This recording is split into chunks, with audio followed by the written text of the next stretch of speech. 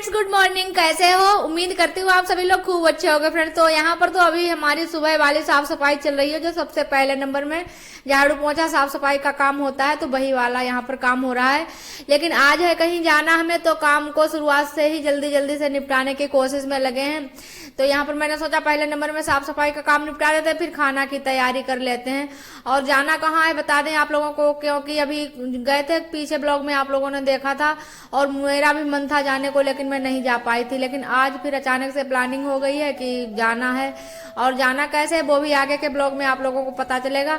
और उससे पहले यहाँ पर सारे काम निपटा लेते हैं। पहले नंबर में मशीन लगा देते हैं, कपड़े धुल जाएंगे सारे। और करेला आए थे, पिछली बाजार के रखे थे, अमिया नहीं आई, आप आई थी, करेले आए, अमिया नहीं आई, तो इस वजह से रखे रहे। जब अमिया आई गांव में बिकने तो ली गई हैं, तो फिर अम्मा ने कहा चलो आज इनको काट के रख देते हैं और तैयारी करवा देते हैं कि करेला। और करेला बनने में तो बहुत टाइम लगता है, क्योंकि धीरे धीरे इनको उबालना होता है और फिर बाद में भूनने में भी टाइम लगता है इनको। तो मैंने सोचा कि जल्दी जल्दी में उबाल कर रख देंगे और फिर बना लेंगे, भून लेंगे मतलब इनको बाद में।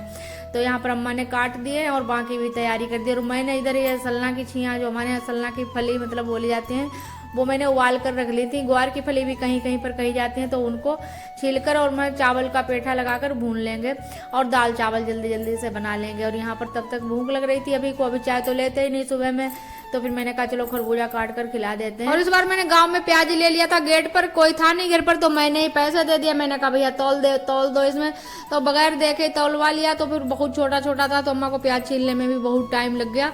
तो अम्मा ने जब तक इधर तैयारी की, उधर मैंने फली छील साफ कर और मैंने भुनने के लिए डाल दी थी कढ़ाई में एक साइड। और तब तक मैं जल्दी से नहाकर और पूजा कर आ गई हूँ किचन में, क्योंकि ननद जी भी जल्दी आ ही जाएंगी। कहा तो था कि जल्दी ही निकलेंगे, लेकिन फिर घर से निकलने में खाना बनाने में टाइम तो लग ही जाता है, 11-12 तो बज ही जाएंगे। अब देखते हैं कितने टाइम तक आप आती हैं। तब तक मैं इधर खाना पूरा बनाकर तैयार कर लेती हूँ। और आप लोग सोच रहे होंगे कि ननद जी आ रही हैं और बताया ही नहीं क्यों आ रही हैं और कहाँ जा रही हैं। तो बताएं फ्रेंड्स कि ननद जी का कल शाम के टाइम फोन आया था, तो उन्होंने कहा था कि हम चलेंगे पापा जी को देखने, और भाभी आप भी साथ में चलना, और अम्मा जी भी साथ में जाएंगी। तो आज हम अपने मायके जाएंगे पापा जी को देखने, मिलने मतलब। और ऑपरेशन होकर आया तब से तो मैं गई ही नहीं हूँ, और समय हो गया करीब 10 से 12 दिन हो गए होंगे ऑपरेशन हुए, लेकिन फिर मैं जा ही नहीं पाई। लेकिन आज मैं जाऊंगी तो देख कर आऊंगी। और मैंने बहुत जल्दी जल्दी काम निपटाया, दाल चावल भी बना दिया है और खाना पूरा बन गया है। और मैंने ब्लॉग बीच बीच में शूट नहीं किया, शूट करने में टाइम लग जाता है, इसी वजह से मैंने मतलब थोड़ा थोड़ा ही आप लोगों को दिखाया है। तो खाना पूरा बन गया था। फिर उसके बाद 12 बजे तक सब लोग खा भी चुके थे, हम सब लोगों ने खाना खा लिया था। और उधर ननद जी ने बता दिया था कि बस हम निकलने ही वाले हैं, थोड़ी दूर के ऐसे 10-15 किलोमीटर दूरी पर है ननद जी का गाँव। तो उधर से वो चली और मैं इधर तैयार हो ली थी तब तक, और बस फिर तैयार होकर फिर तब तक गाड़ी आ गई है। नंदो जी हमारे आ गए, तो मैंने चाय इधर बनाई है, कोल्ड ड्रिंक चाय नाश्ता वगैरह सब करवा दिया है। उसके बाद बस गाड़ी में बैठ लिया और चल दिए हैं। मन्नू पहले को तो नहीं जाने को थे, फिर इनके पापा जी ने परमिशन दी, चलो हो आओ जाकर देख आओ जाकर, तो मन्नू भी जा रहे हैं। तो आज अम्मा हमारी पहली बार जा रही है हमारे मायके। तो जब तक ननद जी वहां से आई और हम इधर से काम धंधा से फुर्सत हुई और गाड़ी में बैठे, तब 1:13 हो गया है, और मैं 3:03 पर आ गई थी अपने मायके में। फिर उसके बाद बहुत देर तक पापा जी के पास बैठी, चाय नाश्ता हुआ, कोल्ड ड्रिंक वगैरह सब हो गया है। उसके बाद फिर भाभी ने नहीं माना, कहा खाना खाकर शाम का जाना सभी लोग।